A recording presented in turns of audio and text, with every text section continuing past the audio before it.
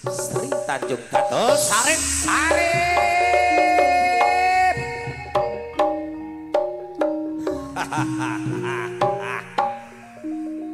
Wah, ono abane celok-celok Sarip sapa yo Pak? padane bangsat bangsa Walanda. Ayo lanjut. Yo, ojo caca peno siji loro bareng Sarip gak bakal gigring gedhe. Londo-londo sing kono mriko. Apa maneh sing londo kan londo blakonan. Nek peno gak trimo. Iki lho cekelen Sarip tambah Yoso. Pak Tun, Pak Kolip, Pak Guru Musrono, Pak Adi, sambangan mode.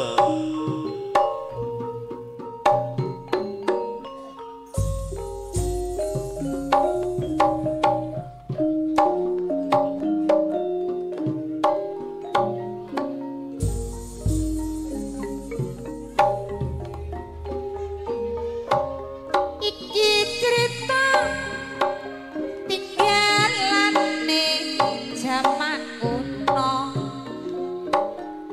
nalikane wong Jawa dijajah Londo ana jagoan bela rakyat bela bangsa jenenge Sarip teko tambah asa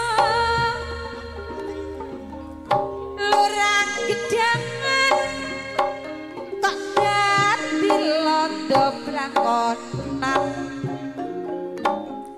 ngantek londo tindake sak warna-warnan nagih panjang bae Sarip digepuki Sarip pratrimo lurah gedangan dipateni Etan-etan kali jagoane paiti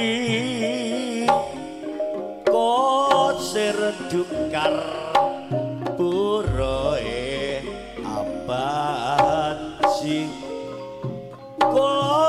kulon kali Sarip jagoan sakti moso bebuyutan pai dijak ngopi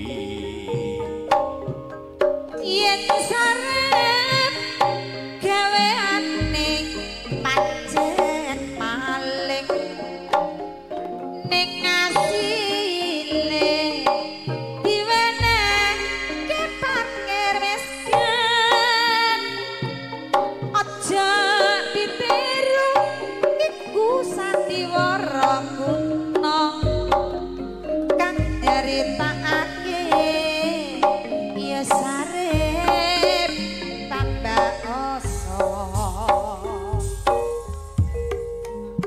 bayang mangga dasar bang trut ceningan luwe kenapa kebaing alam dono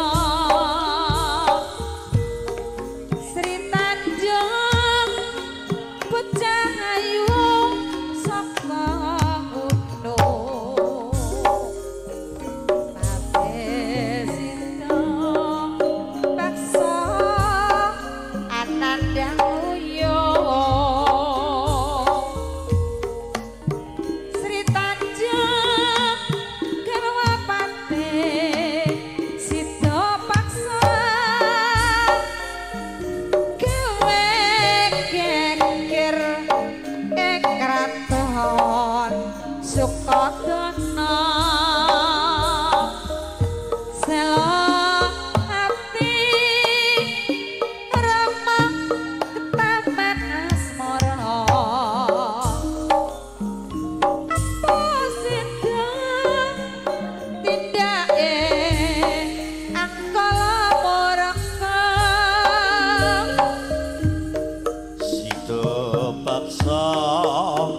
Bupati tunggale praja ora ngerti yen arep diapusi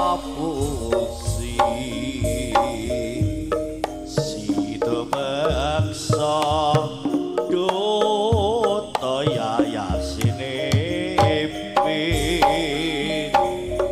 ora asrata Sri Tanjung dipateni anak gede gandane kok wangi marandake Sri Tanjung pancen suci ana banyu gandane kok wangi iku sejarah kutha Banyuwangi gendho cah ayu jenengmu sapa sliramu pendawara sabatra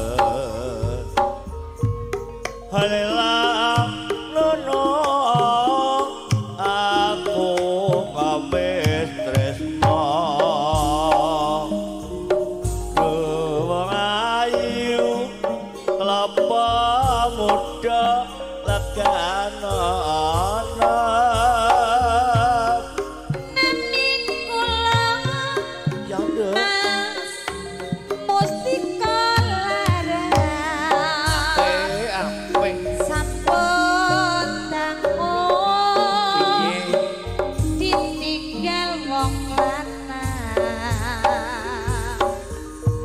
kula niki sek rada gantungan pun pisahan nanging kula dereng pegatan kurang ajaran do bojomu kowe wis bojo ayu nek bengi jarang diladeni nanging kowe do ara gantungan aku sabar enteni dirimu pegatan Witing tresna Mas iso duk tiga lebut-lebut gak enak kok duk tobat saya